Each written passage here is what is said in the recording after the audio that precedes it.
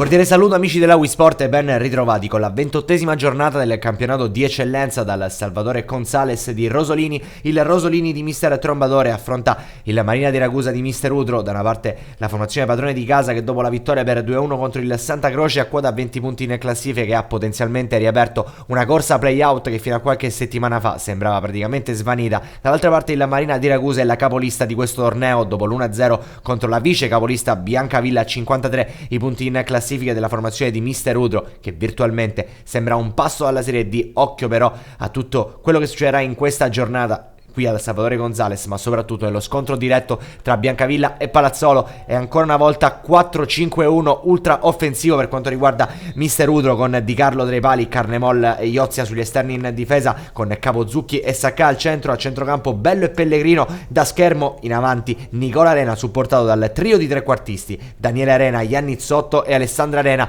Partiamo dunque col film del primo tempo che si apre dopo 2 minuti con questo tentativo da parte di Pellegrino che va a viaggiare il pallone verso Alessandra Arena, pallone nel corridoio dove c'è Carnemolla, chiusura da parte del difensore Monaco. C'è un calcio di punizione per il Marina di Ragusa, Nicola Arena sul punto di battuta e la sua chance però si va vanificata dalla parata da parte di Malandrino. Finisce così un primo tempo a dir poco avaro di emozioni amici della Wii Sport, partita spezzettata soprattutto a centrocampo dove ci sono tanti falli, tutt'altra musica invece nella seconda frazione, subito con la Bruna ci prova e Rosolini, doppio passo, pallone messo dentro, una deviazione della difesa del Marina di Ragusa allontana il pericolo. C'è ancora un calcio di punizione per la formazione del Rosolini, pallone potente ribattuto ancora una volta la sfera sul secondo palo dove c'è la Bruna che prova il mancino, ma c'è l'ottima uscita da parte di Di Carlo che va a sgridare anche la sua retroguardia. Calcio d'angolo per il Rosolini, pallone dentro, girata di Ricca, gran parata di Di Carlo, il pallone rimane lì, un paio di deviazioni, poi il calcio di rigore segnalato dal direttore di gara Recchia